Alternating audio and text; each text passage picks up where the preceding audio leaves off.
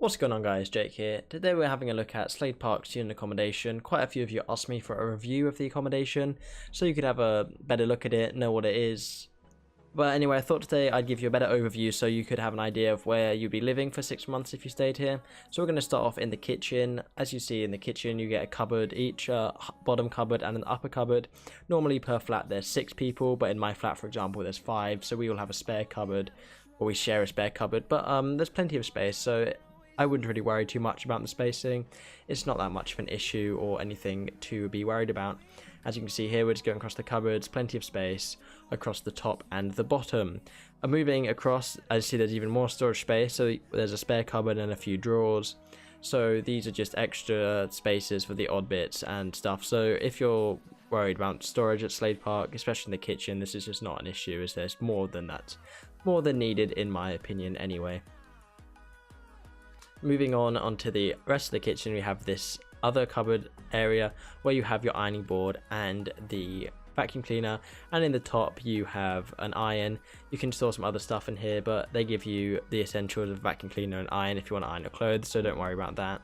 Into the lounge area of the kitchen, as they're kind of combined, you have this whiteboard where you can, as see, we've just put some messages on there. We have a little grid to remind people of jobs they need to do if you need to write anything. It's pretty handy just to have, and also pretty fun, to be honest.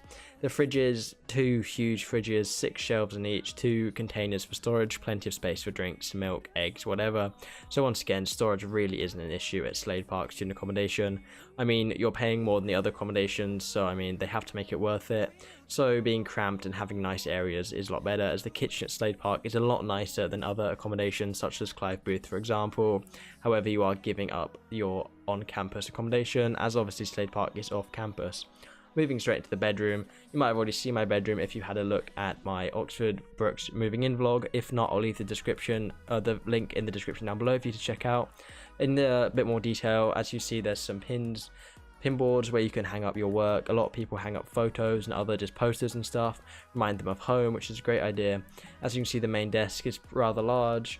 It's the whole width of the room, so there's plenty of space. I don't struggle. As you can see, mine is completely filled up with stuff, a bit of storage underneath. Some other storage, you have this bookshelf kind of area where I just keep all of my random stuffs, a few books, and it's just a good generic area, so if there's anything that doesn't really have a home, I whack it here and I know where it lives. So there's, again, plenty of storage in the room, so really, unless you're packing a mountain of stuff, I wouldn't be too concerned. Easily accessible plugs, I have an extension cable, so I have my lamp. Just showing the desk is pretty sturdy here. As you can see, I have my computer, my monitor, a PS4 and another monitor, and I still have plenty of room.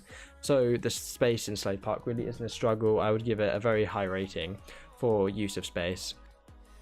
Just showing that I have my monitor, a few little odd knickknacks and stuff, some storage containers just so things don't get lost, so everywhere has a home. As you can see, I'm on the ground floor looking outwards, so I have a nice view of kind of the garden. You could also be looking inwards, which you'd have a view of the courtyard, which I haven't shown for this video because it's not that particularly interesting.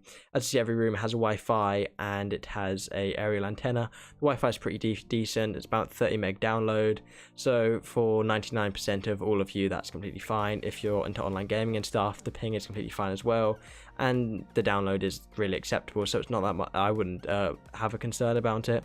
Wardrobe space, plenty. Wardrobe's a little bit cheaply made, kind of, but I mean, there's plenty of space, and you can't really ask for too much in a student accommodation. So I mean, out of 10 probably gets about 7, but for a wardrobe, that's perfectly fine. A few more extra storage spaces, as you see, shoes, and I have my jog bottoms. Some people keep other stuff here, but I like to just keep my bit of odd jobs and stuff, so I know where they are. Moving into the kitchen, moving into the bathroom, we have a pretty standard bathroom, not huge, a couple of shelves for storage, the shower cubicle, a little bit plasticky, but once again it is a student accommodation, but the water pressure and the water temperature are completely high, fine and very lovely, so it gets a pretty good rating.